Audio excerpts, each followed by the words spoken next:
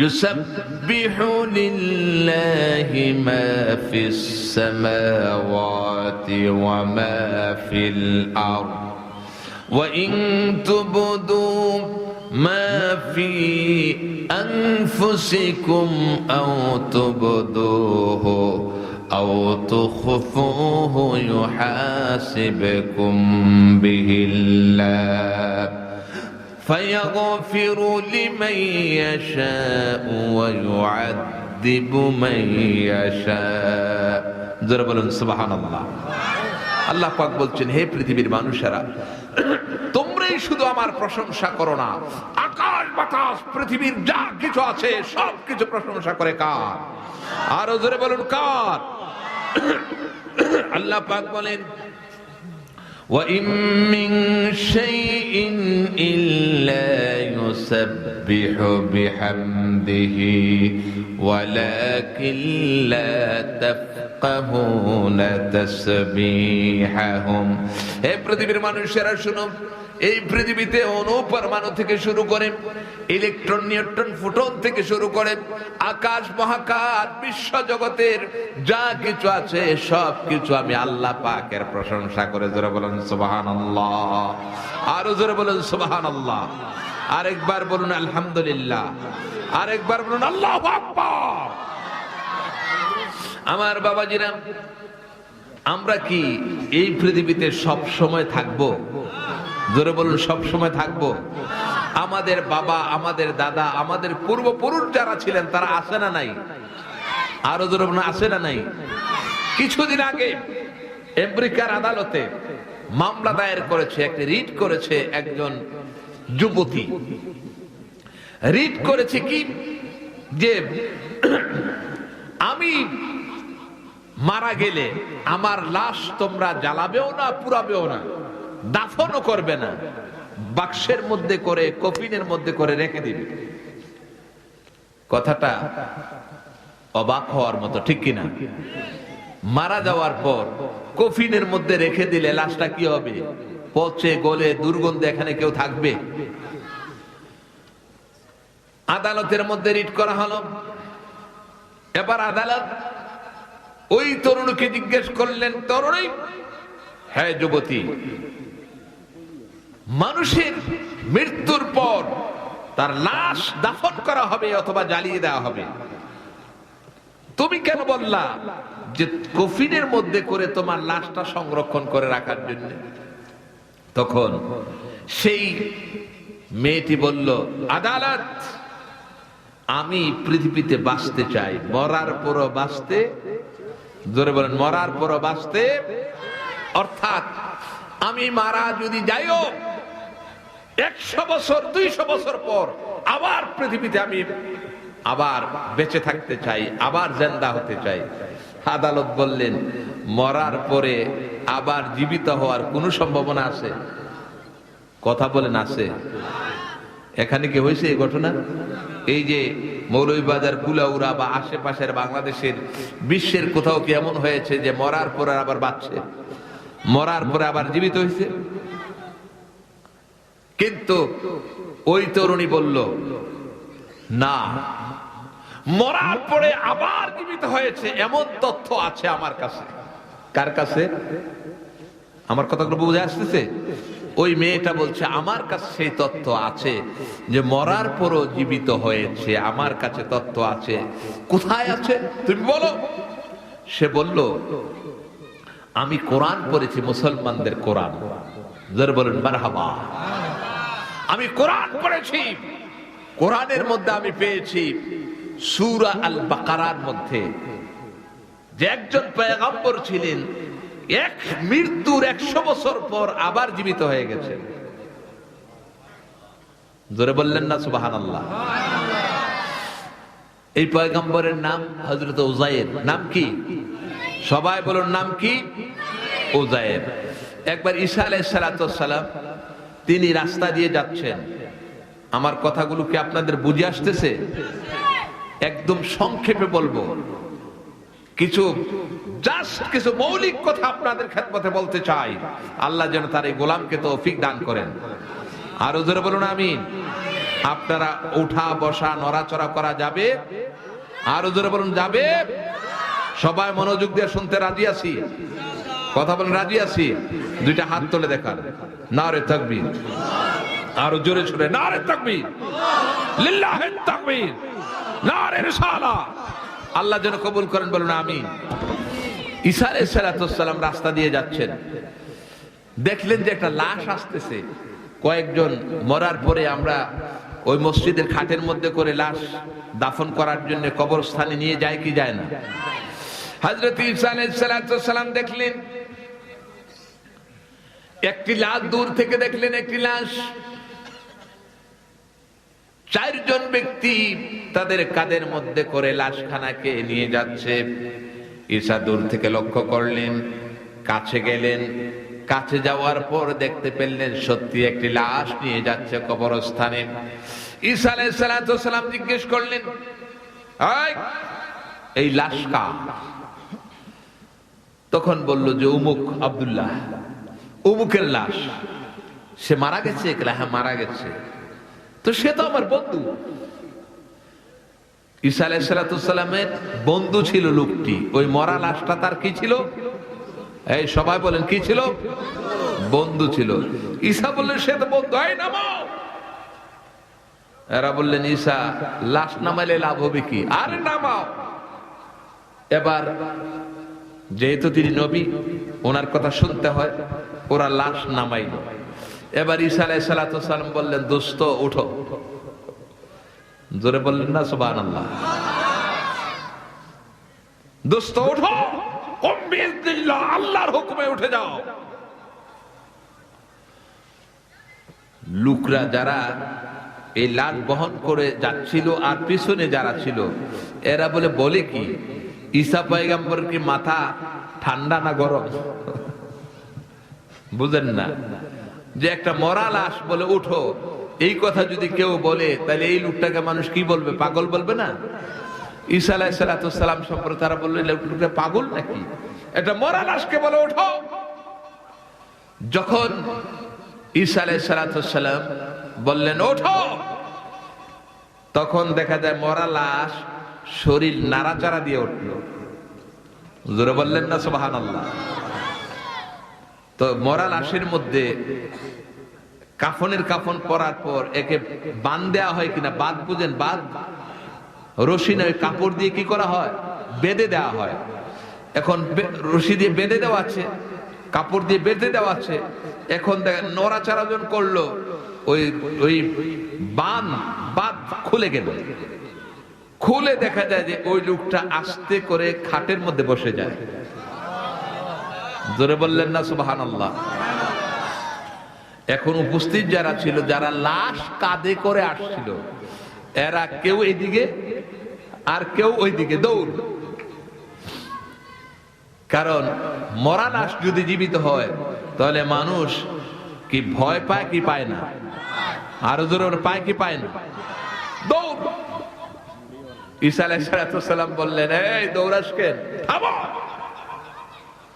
ঈসা আলাইহিস সালাম কথা কে আর এরা শুনে? এরা দৌড়। এবার ঈসা আলাইহিস সালাম বলল, দোস্ত চলো বাড়িতে যাই। আপনাদেরকে জিজ্ঞেস করি, একদম সবাই বলবেন, যেই লোকটা মৃত্যুবরণ করলো, যাকে কবরের মধ্যে নিয়ে যাওয়া হচ্ছিল, তার বাড়ির মধ্যে কি কান্নাকাটি করছে না হাসি তামাশা করছে? কম না বেশি? কান্নাকাটি করছে। এখন সবাই শোকাহত, মর্মাহত, সবাই চিন্তিত, ব্যথিত। ঈসা আলাইহিস সালাম নিয়ে গেলেন বাড়িতে। চলো দোস্ত বাড়িতে চলো। বাড়িতে যাওয়ার পর সবাই কান্নাকাটি করছে। এখন মরা লাশ যায় বলছে, আসসালামু আলাইকুম। এখন মহিলারা, হুজুকে বাঙালি আছে না? হুজুকে বাঙালি কি কথা বলে না? হুজুকে বাঙালি বুঝেন? একটা গল্প বলবো। হুজুকে বাঙালির গল্প হলো একটা ছোট্ট করে একটা গল্প বলি। এক রাজা অর্ডার করলেন যে এই একটা রোম তৈরি করলেন। রোম তৈরি করার পর রাজ্যব্যাপী ঘোষণা করা হলো যে এই জায়গার মধ্যে যারা যাবে, রোমের ভিতরে যারা যাবে, তাদের মরা বাবা মার সাথে তার সাক্ষাৎ হবে। কার সাথে? এই সবাই বলুন, কার সাথে? বাবা মার সাথে সাক্ষাৎ হবে। এখন আপনাদেরকে বলি, মরা বাবা মার সাথে সাক্ষাৎ রাজা বা কোনো বাদশা কি করা সম্ভব? কথা বলেন, সম্ভব? এখন সুন্দর রং করছে, এই যুবক, এই বসো বসো বসো বসো বসো, যাও না, মজার কথা আছে, কোরআনের কথা। আমি যা বলবো কোরআনের, এই যা বলছি ব্যাকগ্রাউন্ডে সব কোরআনের মধ্যে চলে আসবে। যারা বলেন সুবহানাল্লাহ। আমরা কোরআনের কথা শুনতে চাই কি চাই না? আরো জোরে বলুন, চাই কি চাই না? কোরআনের কথা বাংলাদেশের প্রতিটা ঘরে ঘরে, প্রত্যেকটা মাঠে ময়দানে চলুক, আমরা চাই কি চাই না? কে কে চাই, দিয়ে হাত তুলে দেখো। নারে তাকবীর, লিল্লাহি তাকবীর। আল্লাহ যেন কবুল করেন, বলুন আমিন।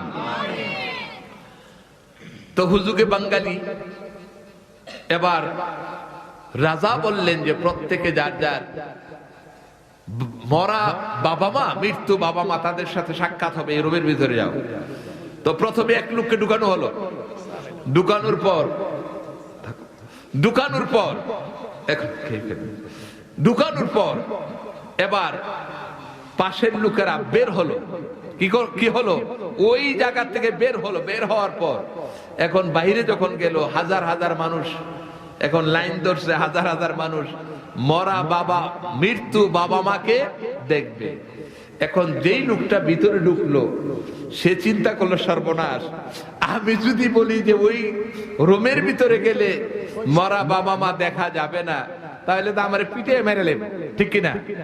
কারণ রাজা বলছেন, এত সুন্দর রুম তৈরি করেছেন, এখন হাজার হাজার মানুষ এখানে অপেক্ষা করছে। এখন এই অবস্থায় তো সে কি করলো? সে বলল যে, এই তুমি কি করছো, দেখছো? বলে হ্যাঁ দেখছি। আর দেখছো? হ্যাঁ দেখছি। এখন যাকে লুকায়, বের হওয়ার পর দেখছো? হ্যাঁ দেখছি। যাকে লুকায়, দেখছো? হ্যাঁ দেখছি। এটা হলো হুজুগে বাঙালি। আসলে দেখছে কি দেখে নাই? দেখছে। আরো জোরে বলে, দেখছে। এটা একটা হুজুগ, একটা গুজব উঠাই দিছে, এটাই দেখছে। এখন আসল কথাতে আসে, যখন ওই মৃত্যু লোকটা বাড়ির মধ্যে গেল, মহিলারা কান্নাকাটি করছে, আত্মীয় স্বজন কান্নাকাটি করছে, উনি যায় বললেন আসসালামু আলাইকুম। ঘরের দরজা যে যেখানে পারছে, যখন দেখলো যে মরা লাশ এসে সালাম দিচ্ছে, কেউ এই দরজা দিয়া, কেউ বেড়ার ফাঁকি দিয়ে, বিভিন্ন ভাবে দৌড়, ঠিক কিনা? আমার বায়ানা, হযরত ঈসা আলাইহিস সালাতু ওয়াস সালাম মৃত ব্যক্তিকে জিন্দা করতে পারেন। আল্লাহ রাব্বুল আলামিন এই ক্ষমতা তাকে দিয়েছিলেন। ঈসা পয়গম্বর সম্পর্কে কোরআনে কারীমের মধ্যে আল্লাহ রাব্বুল আলামিন এক জায়গায় নয়, দুই জায়গায় নয়, 25 বার ঈসা আলাইহিস সালাতু ওয়াস সালামের নাম মোবারক উল্লেখ করেছেন। যারা বলেন সুবহানাল্লাহ। হযরত ঈসা আলাইহিস সালাতু ওয়াস সালাম সম্পর্কে আল্লাহ বলেছেন, ইন্নী আখলুকু লাকুম মিনাত তিনি কাহাইআতিত তাইর। আমি তোমাদের জন্য মাটি থেকে পাখির মতো জিনিস তৈরি করতে পারি। মাটি থেকে পাখি তৈরি করার পর ঈসা আলাইহিস সালাতু ওয়াস সালাম যখন ছেড়ে দিতেন আকাশের মধ্যে, তখন এই মৃত মাটির তৈরি পাখিটা আকাশের মধ্যে উড়ে উড়ে সামনে দিয়ে চলে যেত। যারা বলেন সুবহানাল্লাহ। এরপরে ঈসা আলাইহিস সালাতু ওয়াস সালাম, ইন্নী উবরিহুল আকমাহা ওয়াল আবরাসা ওয়া উহিল মাউতা বিইذنিল্লাহ। কোরআনে কারীম তথ্য দিচ্ছে, ঈসা পয়গম্বর এমন পয়গম্বর যিনি শ্বেত এবং কুষ্ঠ রোগীকে হাত বুলিয়ে দিলে পড়েই ভালো হয়ে যেত। যারা বলেন সুবহানাল্লাহ। ওয়া উহিল মাউতা বিইذنিল্লাহ। হযরত ঈসা পয়গম্বর মৃত ব্যক্তিকে জীবিত করতে পারতেন। তার বন্ধু হযরত ঈসা আলাইহিস সালাতু ওয়াস সালাম বন্ধু যখন মারা গেলেন, ঈসা যখন তার লাশ দেখলেন, ওই বন্ধুকে আল্লাহর কাছে দোয়া করলেন, আল্লাহ আমার এই বন্ধুকে জীবিত করে দাও। হযরত ঈসা আলাইহিস সালাতু ওয়াস সালামের বন্ধু জীবিত হয়ে যায়। বাড়ির মধ্যে যখন গেল, যে যখন বাড়িতে সালাম দিল, যে যেভাবে পারছে দৌড়, ভয়ে আতঙ্কে, মরা মানুষ জীবিত হতে পারে। তিনি বললেন, এই দৌড়ানোর দরকার নাই, থামো, এই দৌড়াইও না, থামো। সকলে একটু থামলো। এখন কি হয়েছে? তুমি না মারা গেছো? হ্যাঁ, আমি মারা গেছি। তো মারা গেলে আইলে কেমনে, আসলা কিভাবে? বলে, কিভাবে আসছি দরকার নেই এত জানার। দেখো, আমার বন্ধু হচ্ছে আল্লাহর পয়গম্বর ঈসা। সেই ঈসা আল্লাহর পয়গম্বর, আল্লাহ পাক তাকে এই ক্ষমতা দিয়েছেন। তার ক্ষমতা বলে, আল্লাহর ক্ষমতা বলে ঈসা আলাইহিস সালাম আমাকে জিন্দা করে দিয়েছেন। যারা বলেন সুবহানাল্লাহ। তিনি এরপরে 80 বছর বেঁচে ছিলেন। কয় বছর? এই কথা বলেন, কয় বছর? আবার ছেলেমেয়েও হয়েছে। এখন এই মরা লাশটা মানুষেরা দেখার পর মরা লাশটা জীবিত হলো। মানুষ আবার বাঁচলো, তাদের সমাজের মধ্যে বসবাস করলো। দেখার পরও এরা ঈসাকে কি বলছে শুনছেন? জানেন কি বলছে? এই ঈসা, আসলে আপনি যে মরা মানুষকে জীবিত করেন, এটা আসলে ওই ইদানিং কালে যারা মারা গেছে এই সমস্ত মানুষদেরকে আপনি জীবিত করতে পারেন, কিন্তু পুরান যে সমস্ত মানুষ, এদেরকে আপনি জীবিত করতে পারবেন? দেখার পরও অবিশ্বাস করে, দেখার পরও তারা অস্বীকার করে। এখন এই যুগেও ইসলামের সত্যতা দেখার পর, বিশ্বনবী মুহাম্মদ সাল্লাল্লাহু আলাইহি ওয়াসাল্লামের মুজিজাগুলো দেখার পরও এক শ্রেণীর লোক বেয়াদবি করছে, অস্বীকার করছে, ঠিক কিনা? ভালোভাবে একটু আসেন, আপনারা সবাই চলে আসেন। কোরআনের মাহফিলে, দ্বীনের মাহফিলে একটু ইয়ে করবেন। সামনে আসেন। যারা রাস্তায় আছেন, আমি আহ্বান করছি, আমরা সেই শুধু ঢাকা থেকে এসেছি, প্রচন্ড। আচ্ছা, চেয়ারম্যান সাহেব আপনি? আচ্ছা, আমি আলোচনা করছি। আচ্ছা, আমাদের মাঝখানে নাম কি? চেয়ারম্যান গ্রুপ, উনি 1 মিনিট কথা বলছে। 1 মিনিট আমি ওনাকে সুযোগ দিলাম, আপনি এমনি বলেন। 1 মিনিট কথা বলছে এলাকার পক্ষে। আমি আপনাদের দৃষ্টি আকর্ষণ করে বলতেছি, আপনারা এই আজকের যে মাহফিল করছেন, মাহফিলের সংগঠনের যারা সদস্য আছে, আমার অনুরোধ, আপনারা যদি সদস্য, সেই জন্য সদস্য নয়, আপনারা যদি আসেন, আমরা সামনে মঞ্চ জায়গাটা ভরতে পারে, মানে আমাদের মঞ্চটা ভরে দিতে পারে। কিন্তু দুঃখজনক বিষয়, আপনারা অনুষ্ঠান করছেন, এই আয়োজন করছেন এই আজকের ওয়াজ মাহফিল, কিন্তু আপনারা মাঠে নাই। আরেকটা বিষয় হলো, আমি আমার অর্থ এলাকা দৌলতপুর, সুলতানপুর মুসলমান মুরব্বী যারা বা যুবক সমাজ যারা আছেন, দয়া করে আপনারা আসেন এখানে। আল্লাহর ইবাদত বন্দেগী যেখানে হয়েছে, যুগে যুগে ইতিহাসে রয়ে গেছে, লগালগ মানুষ আকৃষ্ট হয়ে গেছে এবং বর্তমান হয়ে গেছে, এবং দিনের ইসলাম দাওয়াতর লাগি, এমনকি শিক্ষার লাগি আইয়া পড়ছে। কিন্তু আজকে আপনারা মাঠটা খালি রেখে আপনারা বলছেন বড়, আর এখানে হুজুরে আনছেন, বিভিন্ন জায়গাতে তারা আইছে, আমারও দাওয়াত দিচ্ছেন। আপনারা যারা আইছেন না, রাস্তাঘাটে যারা আছেন, বাড়িঘরে যারা আছেন, দয়া করে আপনারা আইয়া পড়েন। আর নইলে আমরা বন্ধ করে আমি দিতাম কি, আপনারা আউকে আল্লাহর বাস্তে, আমার অনুরোধ সময় আছে, এটা কোন কথা? আপনারা আউকে আল্লাহর বাস্তে। আসসালামু আলাইকুম। ধন্যবাদ। আমরা বলি আলহামদুলিল্লাহ। উনি কি ভালো কথা বলছেন না খারাপ কথা বলছেন? আল্লাহ পাক যেন ওনার নেক হায়াত দান করেন। আমার এই ভাই, আমার যদিও এই প্রথম দেখা, আল্লাহ পাক যেন নেক হায়াত দান করেন, কারণ এই এলাকার কথাগুলো আপনারা ভালো বুঝেন। আমরা ঢাকা থেকে এসেছি। তাহলে যে কথাটা আমি বলছিলাম, এই বাবারা সামনে আসো, সবাই চলে আসো, সবাই চলে আসো, প্যান্ডেলের ভিতরে আসো, সবাই জমে বসো। আচ্ছা, যেই কথাটা আমি আপনাদেরকে বলছিলাম, যে দেখার পর, সত্য জিনিসটা বাস্তবে দেখার পর অস্বীকার করে এমন বেয়াদব আছে কি নাই? একটু আসতে কোন কাছে কি নাই? তো ঈসা আলাইহিস সালাম সেই সময়ে দেখার পর বলল, ঈসা,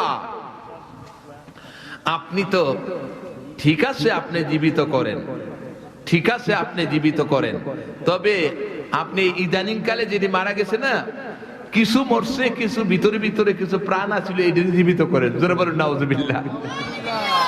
এবার আমরা যাচাই করব আপনি পুরাতন পুরান যারা অনেক আগে মারা গেছে এমন কোন লোককে যদি আপনি জীবিত করতে পারেন, তাহলেই বলবো যে আপনি সত্যি মানুষ জীবিত করতে পারেন, আল্লাহর নবী। জোরে বলেন সুবহানাল্লাহ।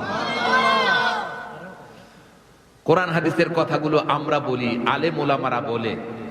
এখন এক শ্রেণীর লোক আছে যে মোল্লার দৌড় মসজিদ পর্যন্ত, বলে কি বলে না? কথা বলেন, বলে কি বলে না?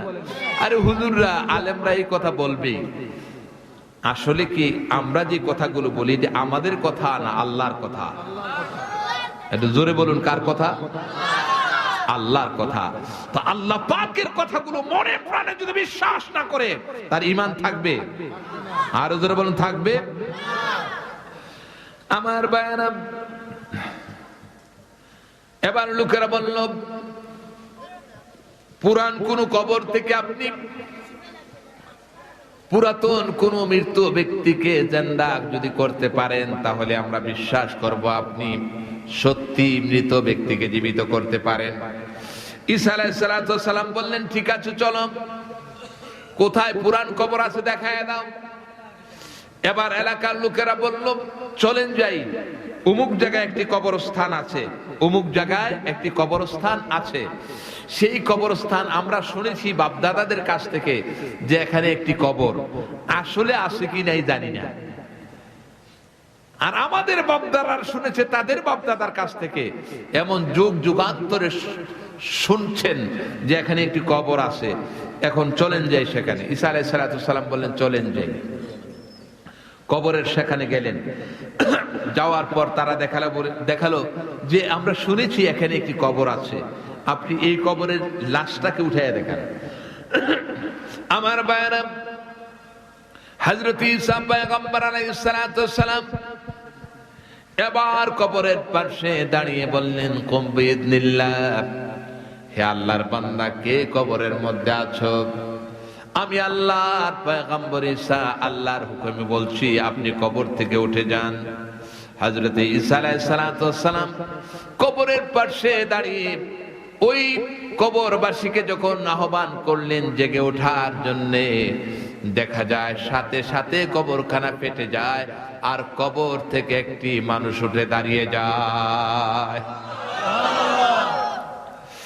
আমার বায়ানা, হযরত ঈসা আলাইহিস সালাম জিজ্ঞেস করলেন, মান আনতা, হে কবরবাসী, আপনি কে? আপনার পরিচয় জানতে চাই।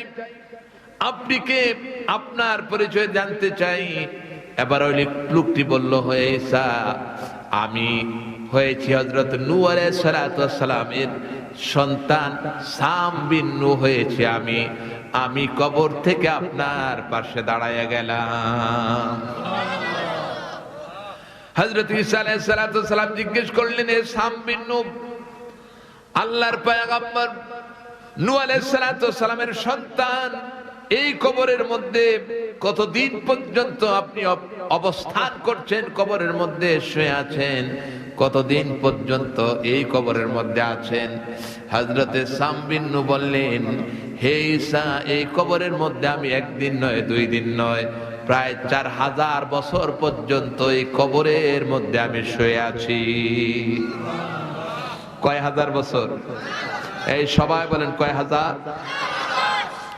আমার বায়ানা, হযরত ঈসা আলাইহিস সালাম বললেন, সাম বিন নূহ, আপনার চুল দাড়িগুলো সাদা হয়ে গেছে। এখন অনেকেরই চুল দাড়ি সাদা হয়, ঠিক কিনা? বাচ্চাদের হয় না, বয়স হইলে হয়? বয়স হইলে হয়, বাচ্চাদের হয় না। যদি রোগ থাকে হয়, সাধারণত বাচ্চাদের হয় না, বয়স হইলে হয়। হযরত ইব্রাহিম আলাইহিস সালাম, এখন থেকে ইব্রাহিম আলাইহিস সালামের যুগ প্রায় 3500 বছর। ইব্রাহিম আলাইহিস সালামের যুগ পর্যন্ত, এর আগ পর্যন্ত মানুষের চুলদাড়ি কখনো সাদা হতো না, অর্থাৎ তার চুলদাড়িগুলো কালোই থাকতো, মরা পর্যন্ত সাদা হতো না।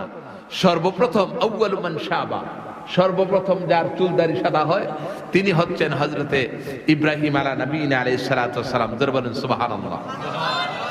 ইব্রাহিম আলাইহিস সালাতু ওয়াস সালামের চুলদারি যখন প্রথম সাদা হয়, ইব্রাহিম আলাইহিস সালাতু ওয়াস সালাম জিবরাইলকে জিজ্ঞেস করেন, জিবরাইল এগুলা কি? কারণ এর আগে তো বুঝে নাই, যেই জিনিসটা এর আগে কখনো ঘটে নাই এটা কি মানুষ বুঝে নাকি? বুঝে না। এর আগে কোনোদিন চুলদারি সাদা হয় নাই, কারো দেখে নাই। তো বললেন এই যে এগুলো এটা কেমন দেখা যাচ্ছে সাদা হয়ে গেলে কি? জিবরাইল আলাইহিস সালাতু ওয়াস সালাম বললেন, হে ইব্রাহিম, হাদা ওয়াকারুল্লাহ, এটা হচ্ছে আল্লাহ পাকের একটি সম্মান। মানুষ যখন বয়স হয় আল্লাহ তার চুলদারিগুলো সাদা করে দেন, সে আল্লাহর কাছে সম্মানিত হয়ে যায়। জোরে বলেন সুবহানাল্লাহ। সম্মানের সাথে সাথে তার জন্য একটি মেসেজ হয়ে যায় যে এই লোকটা মৃত্যুর দিকে চলে যাচ্ছে আস্তে আস্তে।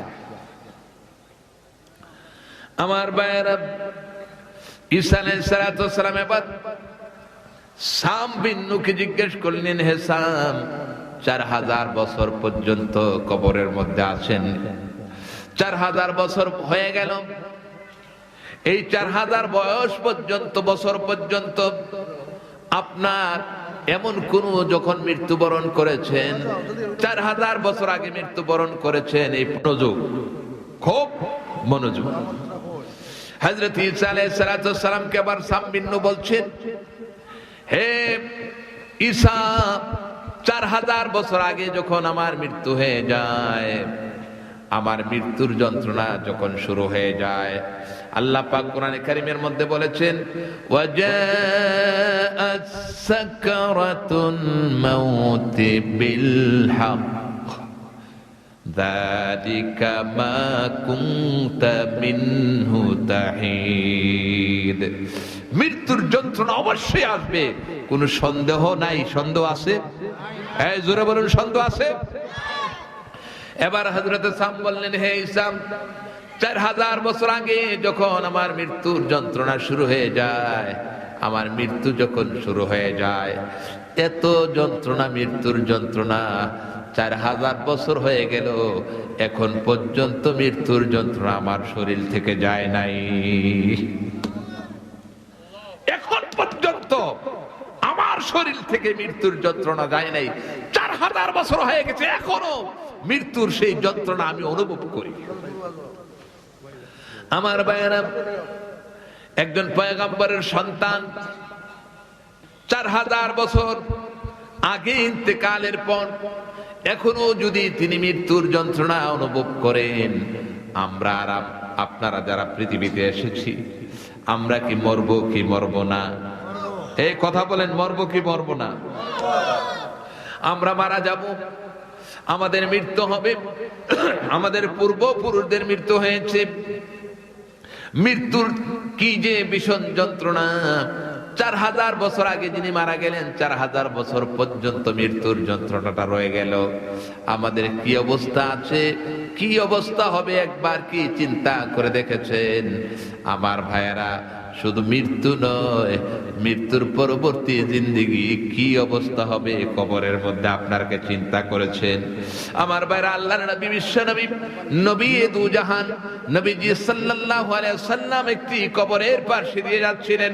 হে যুবকেরা, ভালোভাবে শোনো, কবরের পাশে দিয়ে যাচ্ছিলেন, এমন সময় দেখতে পেলেন কবরের মধ্যে ভীষণ আযাব হচ্ছে।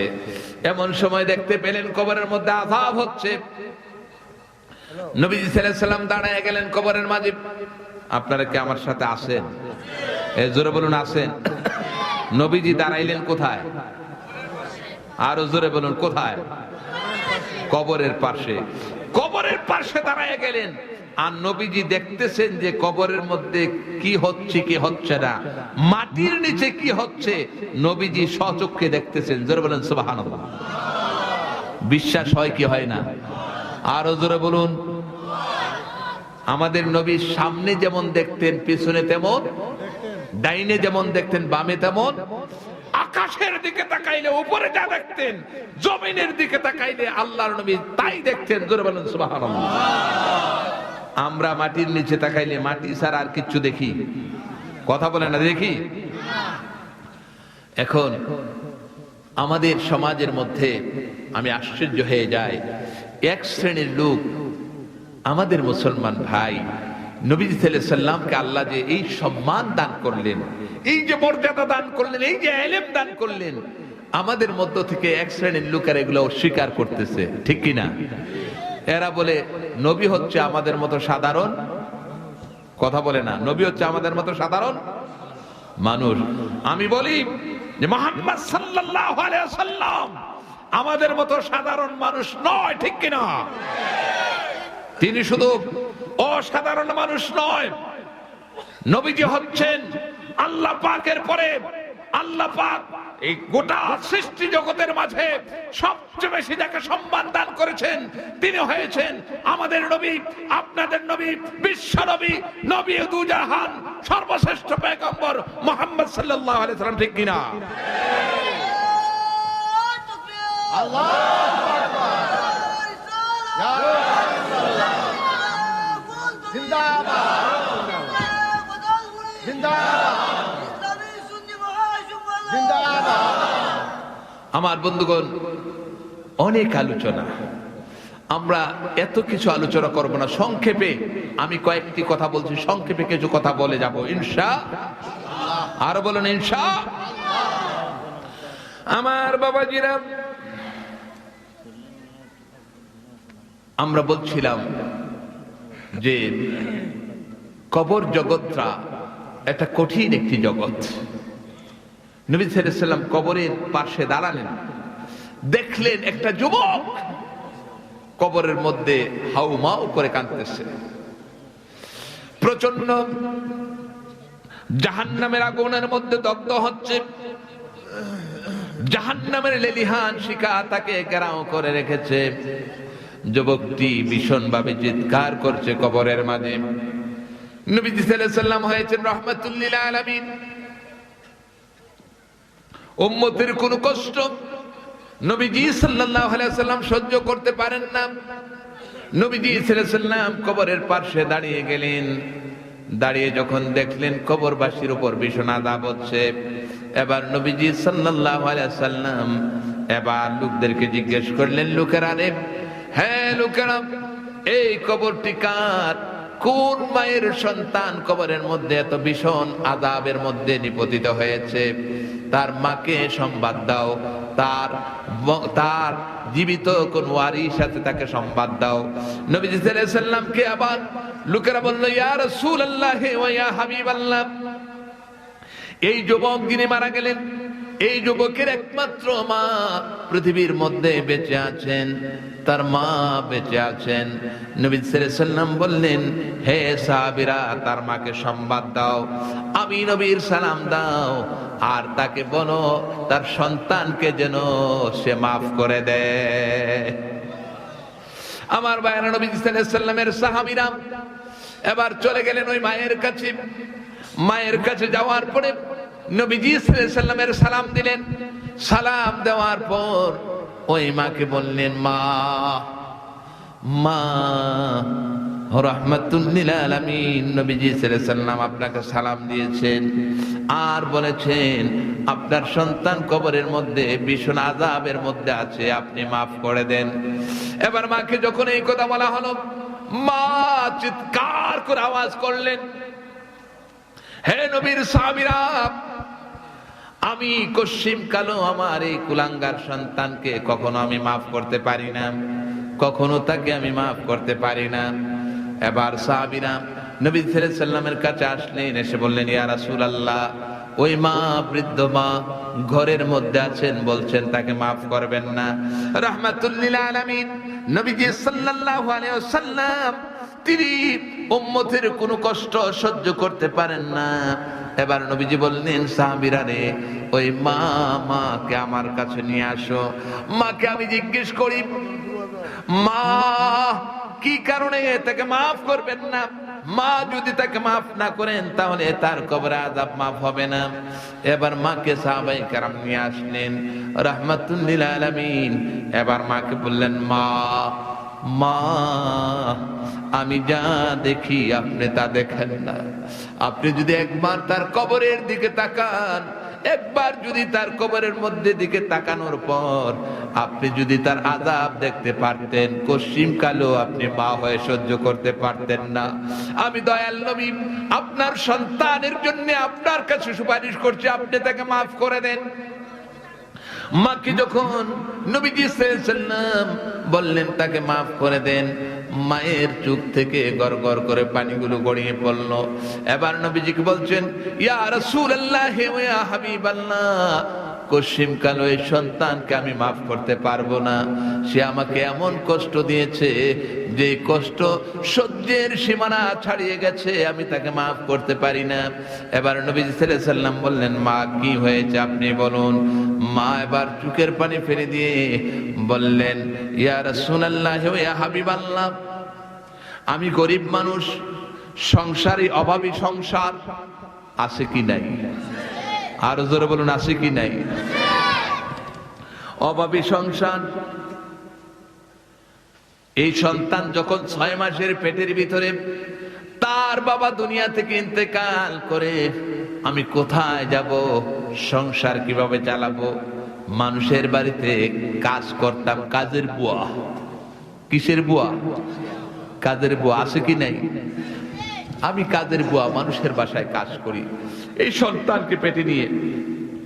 এবার সন্তান যখন দুনিয়া ভূমিষ্ঠ হওয়ার সময় হলো, এই সময়ে আমি তখন প্রসব ব্যথা শুরু হলো, প্রচন্ড যন্ত্রণা শুরু হলো। এক একটি প্রসব ব্যথা মনে হলো মৃত্যুর এক একটি মহাসাগর। যন্ত্রণা শুরু হয়ে যায়। তখনকার দিন, এই এখন থেকে 1500 বছর আগে, তখন সিজার ছিল। এই কথা বলে না, সিজার ছিল? অপারেশন ছিল? অপারেশন ছিল না, সিজার ছিল না। যত সন্তান পৃথিবীতে এসেছে, সিজার ছাড়া, অপারেশন ছাড়া নরমাল ডেলিভারি হয়েছে, ঠিক কিনা? সবাই বলেন ঠিক কিনা? শতকরা 1000, শুধু শতকরা নয়, 1000-এর মধ্যে 1000-ই নরমাল ডেলিভারি হয়েছে। এখন শতকরা 90% সিজারে হয়, ঠিক কিনা? ডাক্তারের কাছে গেলে এখন ডাক্তার যারা, তারা আবার আমাদের মানে গালিগালাজ করবে, বলে হুজুররা আমাদের বদনাম করতেছে। আসলে বদনাম না। ডাক্তারের কাছে গেলে অপারেশন করলে 10,000, 20,000, 50,000, 1 লাখ, 1.5 লাখ টাকা পাবে। সেই জন্য কি বলে, এই সন্তান এই বাঁকা হয়েছে, এই সমস্যায়, সেই সমস্যা, তাড়াতাড়ি তাকে সিজার করো। এভাবে করে আমাদের এই জেনারেশন গুলোকে পঙ্গু করে দিচ্ছে, মা বোনদেরকে পঙ্গু করে দিচ্ছে, ঠিক কিনা? এখন সিজার নরমাল হয়ে গেছে। মানুষ গরিব হোক ধনী হোক, সবাই এখন সিজারে বিশ্বাসী। আল্লাহ পাক বলেন, না, সুম্মা সাবিলা ইয়াসসারা, হে পৃথিবীর মানুষেরা, এই বাচ্চা দুনিয়াতে সৃষ্টি করেছেন কে? আরো জোরে বলুন, কে? এই মায়ের এই জরায়ু থেকে এই দুনিয়াতে আসার ব্যবস্থা করেছেন কে? আল্লাহ বলেন, সুম্মা সাবিলা ইয়াসসারা, আমি আল্লাহ পাক তাকে আসার রাস্তাটা সহজ করে দিয়েছি। জোরে বলুন সুবহানাল্লাহ। এখন আমার কথাগুলো সত্য না মিথ্যা একটু শুনেন। এই যে করোনা ভাইরাস হলো, এখন তো 2 বছর পর, প্রথম যখন করোনা ভাইরাস হলো, সারা পৃথিবীতে যতগুলো বাচ্চা জন্মগ্রহণ করেছে, অধিকাংশ বাচ্চা সিজার ছাড়া। কোন সিজার লাগে? সিজার লাগে না। আপনার পত্রিকা খুলে দেখেন, একটি বাচ্চা সিজার লাগে নাই। সিজার ছাড়াই বাচ্চারা জন্মগ্রহণ করেছে করোনা ভাইরাসে, কারণ ডাক্তাররাই নেই, ঠিক কিনা? ডাক্তার কি ছিল? সব হাসপাতাল বন্ধ। নিজে আক্রান্ত হয়ে যায় কিনা? কথা বলেন। আপন জান, এই আপন জান বাঁচানোর জন্য শেষ। আমার মায়েরা তখন সন্তান হয়েছে কি হয়েছে না? আরো জোরে বলুন, হয়েছে কি হয় নাই? সমস্ত পত্রিকাগুলো খুলে দেখেন, মিডিয়াগুলো সার্চ করেন, নেট সার্চ করেন, লক্ষ লক্ষ আদম সন্তান সিজার সারা দুনিয়াতে সুস্থভাবে জন্মগ্রহণ করেছে। জোরে বলুন সুবহানাল্লাহ। এখন ডাক্তাররা বদনাম করছি না, আপনারা সুজা হন, মানুষের ক্ষতি করার চেষ্টা করবেন না, ভালো হন। ভালো হওয়ার দরকার আছে কি নাই? আসলে বলুন, আছে কি নাই? ভালো হতে টাকা, কি বলেন, ভালো হতে পয়সা, একমাত্র মানসিকতা লাগে। কি লাগে? মানসিকতা। আমার ভাইয়েরা, আপনারা আমার সাথে আছেন? খুব মনোযোগ। এবার নবীজি সাল্লাল্লাহু আলাইহি সাল্লামকে বললেন, ইয়া রাসূলুল্লাহ, মানুষের বাসায় কাজ করেছি, সন্তান যখন দুনিয়া আসবে হঠাৎ করে আমার পেটের ভিতরে ব্যথা শুরু হয়ে যায়, এমন যন্ত্রণায় আমি অসহ্য হয়ে পড়ি, সহ্যের সীমানা ছাড়িয়ে যায়। একদিন, 2 দিন, 3 দিন পর্যন্ত প্রসব ব্যথা আমার শরীরের মধ্যে, শরীরটাকে জর্জরিত করে দিয়েছে। প্রসব ব্যথা আমি একদম সীমাহীন, আমি অধৈর্য হয়ে গিয়েছি। আমি তখন চিৎকার করছি, আর আমার আশেপাশে যে সমস্ত মায়েরা ছিল তাদেরকে বলেছি, তোমাদের কাছে ছুরি থাকলে ছুরি নিয়ে আসো, দা যদি তাকে দা নিয়ে আসো, আমাকে আমার গলাটা কেটে দাও, আর সহ্য করতে পারছি না, এমন যন্ত্রণা আমি আর সহ্য করতে পারছি না, আমাকে দুনিয়া থেকে তোমরা মেরে ফেলো, আমি আর বাঁচতে চাই না, আমি আর বাঁচতে চাই না। ইয়া রাসূলুল্লাহ, এভাবে করে 3 দিন পর্যন্ত প্রসব ব্যথা হয়েছে। এরপর সন্তান দুনিয়াতে এসেছে, সমস্ত প্রসব ব্যথার কথা আমি ভুলে যাই। হ্যাঁ বাবারা, ভালোভাবে খেয়াল করে শোনো রে বাবা। এবার দেখা যায়, ইয়া রাসূলুল্লাহ ওয়া ইয়া হাবিবাল্লাহ, বাচ্চা মাত্র ভূমিষ্ঠ হয়েছে, কি খাবো, কিভাবে জীবন যাপন করব, কিভাবে চলবো? এবার দেখা যায় আবার মানুষের বাসায় কাজ করা শুরু করি, আস্তে আস্তে বাচ্চা বড় হয়ে যায়। আমার কথাগুলো শোনার পর, এরপরে যখন বাচ্চা বড় হয়ে যায়, যুবক যখন হয়ে যায়, ওই বাচ্চাকে আমি বিবাহ করায় দেই। বিবাহ করানোর পর এবার বাচ্চা আমার কথা শোনে না, সন্তান আমার সাথে দুর্ব্যবহার করা শুরু করে দেয়, আমার খাওয়া বন্ধ করে দেয়, মাঝে মাঝে আমাকে মায়ের দূর করে। এমন আছে কি নাই? কথা বলে না, আছে কি নাই? ভারতে একজন বৃদ্ধ মহিলা, তার লাশ 7 তলা বিল্ডিং এর নিচের রাস্তার মধ্যে পাওয়া গেছে। কোথায়? এই কথা বলেন, কোথায়? 7 তলা বিল্ডিং এর নিচের রাস্তার মধ্যে পাওয়া গেছে। পুলিশ এসে ওই লাশটাকে নিয়ে গেল, পোস্টমর্টেম করে না, তো তারা বলল এই লাশটি পাওয়া গেল। এরপর খোঁজ নিল যে এটা কার লাশ।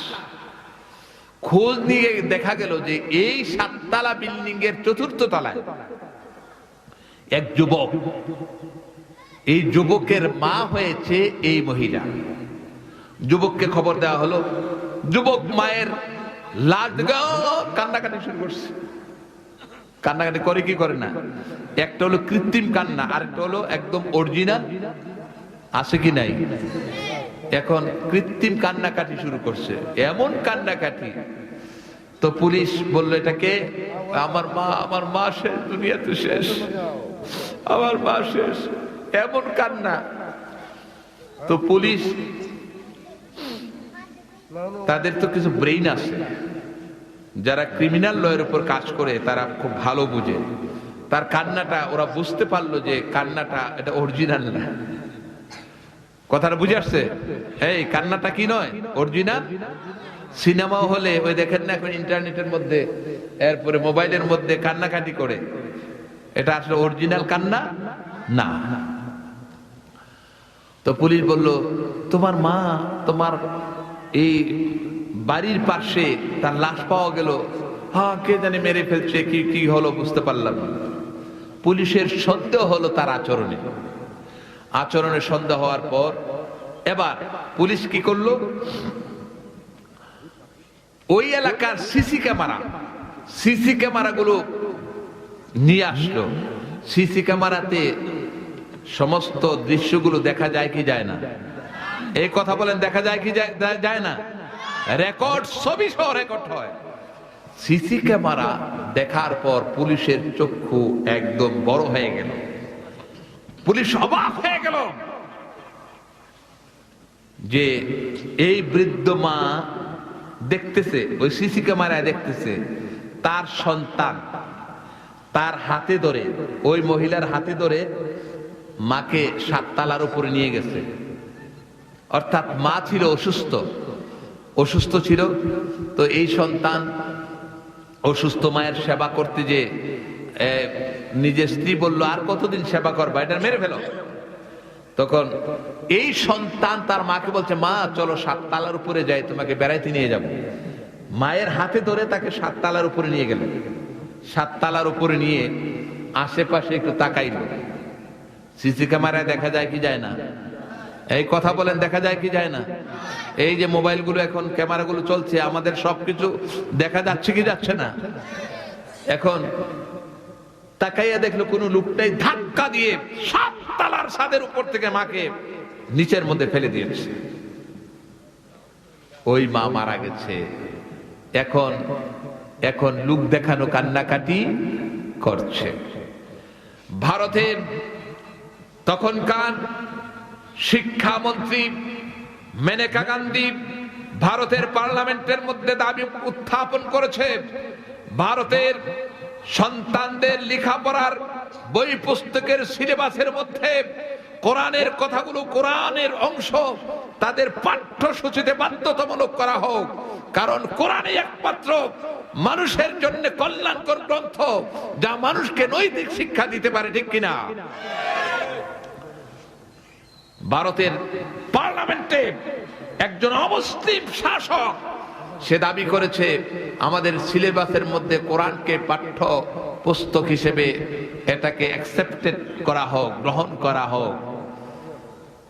আমাদের এই উত্তরাতে আরেকটি ঘটনা ঘটেছে, আমাদের ঢাকার পুরান ঢাকায় ব্রিজের নিচে একজন মহিলাকে পাওয়া গেছে। মহিলা বৃদ্ধ মহিলা 7 দিন পর্যন্ত পড়ে আছে ব্রিজের নিচে।